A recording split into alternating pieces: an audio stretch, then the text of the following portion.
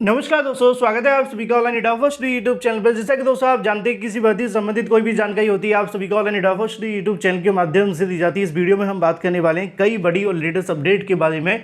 तो वीडियो को लाइक कर दें और शेयर कर दें, चैनल को सब्सक्राइब करके बेल आइकन को दबा लें, जिससे कि आपको रियल और ऑथेंटिक जानकारी सबसे पहले मिलती रहे। शुरुआत करते हैं सबसे पहली अपडेट के बारे में, जो कि संबंधित है। लेकिन उससे पहले आप मेरे एक सवाल का जवाब दीजिए, क्योंकि उत्तर प्रदेश के अंदर यूपी बोर्ड का रिजल्ट घोषित हुआ है और आपके कितनी परसेंटेज थी, कमेंट करके बताइए।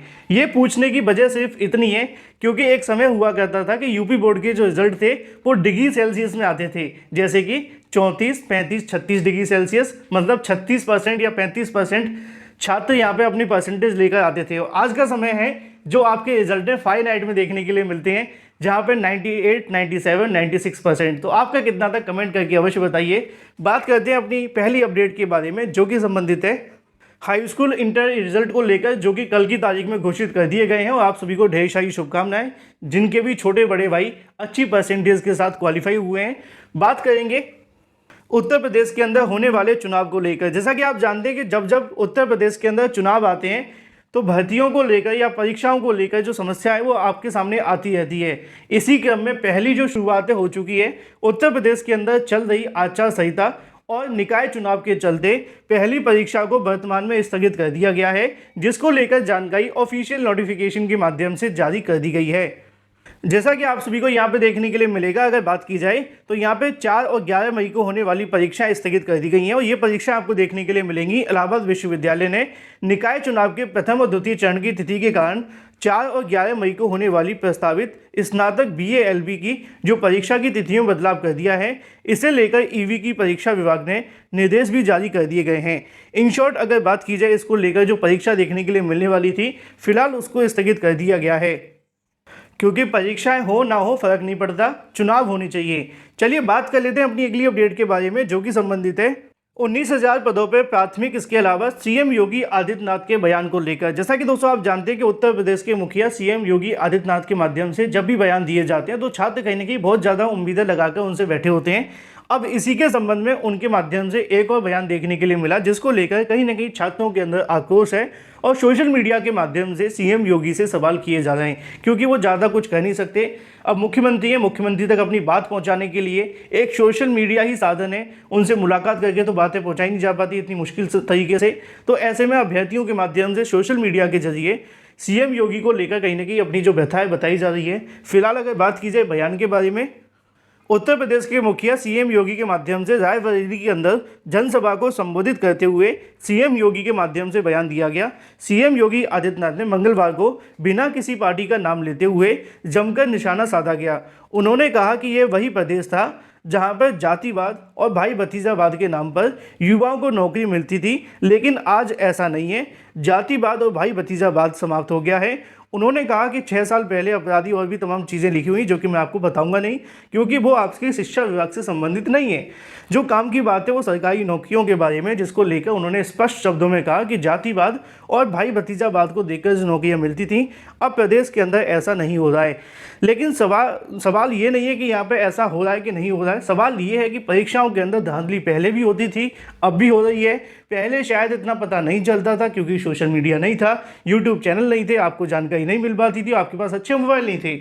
लेकिन धीरे धीरे करके जैसे जैसे कहीं ना कहीं रेवोल्यूशन आया, स्मार्टफोन आए, तब से पता चलने लगा कि परीक्षाओं के अंदर किस तरीके से धांधली देखने के लिए मिलती है। परीक्षा होने से पहले व्हाट्सएप पे पेपर आ जाता है। 69,000 उठाकर देखिए, लेखपाल उठाकर देखिए, 15,000 संदिग्ध, 69,000 के अंदर 40,000 को लेकर सवाल खड़े किए गए थे। अगर बात की जाए लेखपाल के अलावा UPSI को लेकर, KVS के बारे में, CTET, UPTET, इसके अलावा एडेड जूनियर, कोई ऐसी भर्ती नहीं छूटी जिसके अंदर परीक्षाओं में धांधली भ्रष्टाचार नहीं हुए। बात से भाई भतीजावाद या जातिवाद की तो है ही नहीं है। बात यह है कि परीक्षाओं के अंदर घोटाले धांधली जो देखने के लिए मिल रही है, असल में वही सबसे बड़ा हम कह सकते हैं अपराध है। अगर इसको लेकर सरकार कोई काम कर सके तो बेहतर होगा बेरोजगारों के लिए। आपकी राय क्या है, कमेंट करके बताएं। इसी को लेकर छात्रों के माध्यम से CM योगी से सवाल किए गए कि आप हमेशा भर्तियों के बारे में कहते हैं, लेकिन भर्तियों के अंदर होने वाले घोटाले, धांधली, भ्रष्टाचार को लेकर CM क्यों नहीं बोलते। इसी तमाम चीज़ों को लेकर सोशल मीडिया के माध्यम से छात्रों को, मतलब CM को ट्वीट करके बताया गया। बात कर लेते हैं 19,000 पदों पर शिक्षक भर्ती को लेकर, जो कि प्राथमिक है। 69,000 सहायक अध्यापक भर्ती के अंदर आप जानते हैं कि अब ये मामला सिंगल बेंच से होकर डबल बेंच जा चुका है।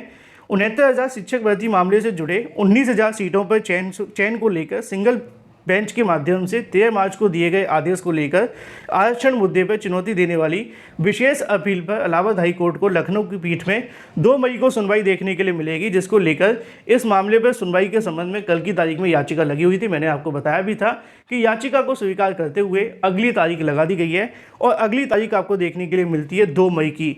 2 मई को इस पर फाइनल सुनवाई करने को लेकर आदेश दिया गया है। यह अपील खुद आरक्षण पीड़ित अभ्यर्थियों के माध्यम से दाखिल की गई है, जिसके माध्यम से उन्होंने मांग की है कि 19,000 के आसपास सीटों का आरक्षण में घोटाला हुआ है, जो कि बेसिक नियमावली 1981 और 1994 का उल्लंघन है, जिसके चलते 19,000 से ज़्यादा अभ्यर्थी यहां से बाहर हो गए। हर भर्ती के अंदर गुणांक चयन सूची, इसके अलावा कैटेगरी और भी तमाम चीज़ें बताई जाती हैं, लेकिन 69,000 शिक्षक भर्ती में कुछ भी नहीं बताया गया। छात्रों ने दावा किया कि यहाँ पे ओवरलैपिंग सही तरीके से नहीं करवाई गई, जिसके चलते यहाँ पे 69,000 शिक्षक भर्ती के अंदर इतना बड़ा घोटाला हुआ और 19,000 सीटें देखने के लिए मिली घोटाले से संबंधित। अब छात्रों ने डबल बेंच के अंदर याचिका दाखिल कर दी है, सुनवाई हो गई है। सुनवाई अब अगली देखने के लिए मिलेगी 2 मई को। देखना ये होगा कि 2 मई को क्या आदेश दिया जाता है। बात कर लेते हैं अपनी अगली अपडेट के बारे में, जो कि संबंधित है केवीएस शिक्षक भर्ती को लेकर। केवीएस शिक्षक भर्ती परीक्षा को रद्द कर दोबारा से री एग्ज़ाम किए जाने को लेकर लगातार सोशल मीडिया पर मांग उठने लगी है, क्योंकि जो टॉपर्स हैं वही यहाँ पे घोटाले करने वाले देखने के लिए मिले हैं, क्योंकि उनके माध्यम से नकल करके टॉपर हो गए। अब छात्रों के माध्यम से केवीएस की आंसर की को जारी करने के लिए मांग की जा रही है। साथ ही साथ उनका कहना ये है कि जो भी इस भर्ती के अंदर केवीएस में धांधली करते पकड़े गए थे, उन सभी के खिलाफ कार्रवाई की जाए, बल्कि उनके ऊपर एफआईआर भी की जाए और ऐसे अभ्यर्थियों को चिन्हित करके इस भर्ती से बाहर किया जाए।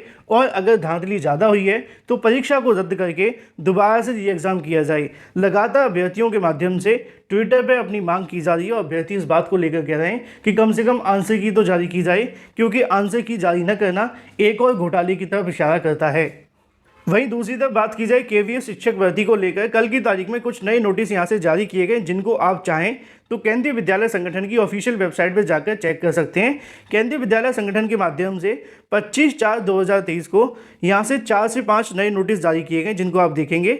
यहाँ पे आप सभी को देखने के लिए मिलेगा लगभग 8 से 9 नए नोटिस हैं, जो कि आप सभी देख सकते हैं, जो कि संबंधित हैं पीजीटी को लेकर, शिक्षक भर्ती के बारे में, टीजीटी को लेकर, और इसी तरीके से यहाँ पे अगर बात की जाए हेडमास्टर के बारे में, इसके साथ कुछ और भर्तियों को लेकर। तो यहाँ पे सारा का सारे जो नोटिस हैं वो जारी कर दिए गए। जो भी संबंधित अभ्यर्थी एक बार चेक कर लें।